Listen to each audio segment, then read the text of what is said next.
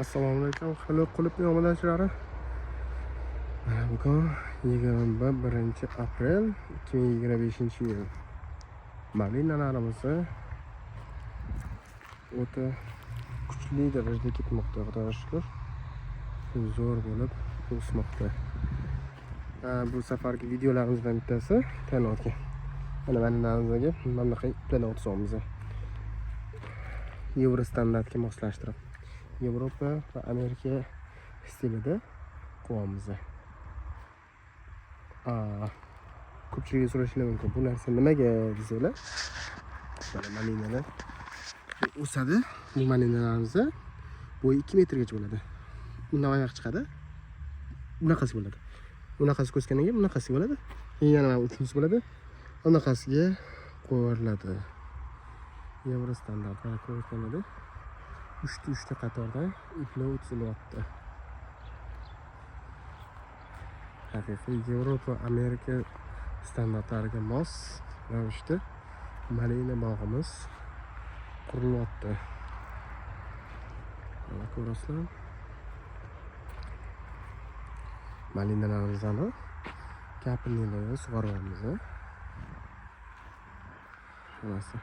Hozircha oddiy suv berib turamiz. Xudo xolisa maylada silitra, gummilar berishni boshlaymiz. Ammonium sulfatlarini berishni boshlaymiz. Malinalarimiz shu ko'rib turgan maydoninglar 1 gektar maydon. Xudo xolisa sizlarga qo'ldan kelgancha videolar qilib tayyorlashga harakat qilaman. Malinchiklar shu o'sishi ancha zo'r. Yaxshi o'syapti malinalar. O'stirasa.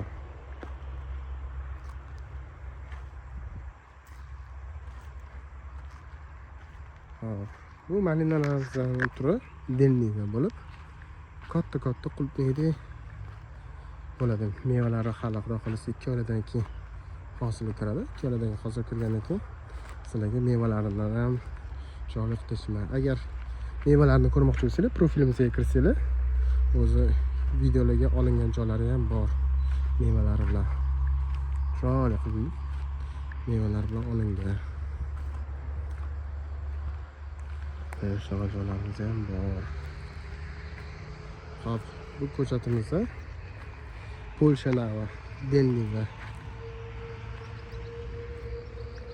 Hozirgi paytimizda endi ekilish jarayoni bo'layotgani sababli men sizlarga hozir buni mevasi yoki anaqalarini yaxshi ko'rsatib bera olmayapman. Lekin o'tgan pastki videolarga shuni tushsanglar, mana o'tgan videolarimizda hammasi bor. Malinalarimizni qanaqa rasmlari, ekilish jarayonlari, ko'chat haqidagi ma'lumotlar, ko'chatlar narxlari, hammasi shu profilimizga kirsanglar, shu yerda narxlari hammasi chiroyli qilib ko'rsatib o'tilgan.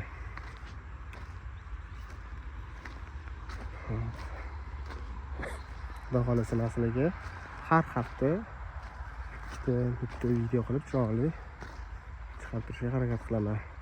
Bunda savolinglar bo'lsa, kommentariyada yozib qoldirsanglar, Xudo xolisa shu savollarga qarab yaxshi chiroyli videolar qilib sizlarga mazmunli videolar chiqarishga harakat qilaman.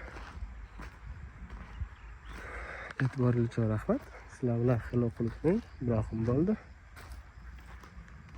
Xudo xolisa kelasi videolarda ko'rishguncha xayrli qolaman.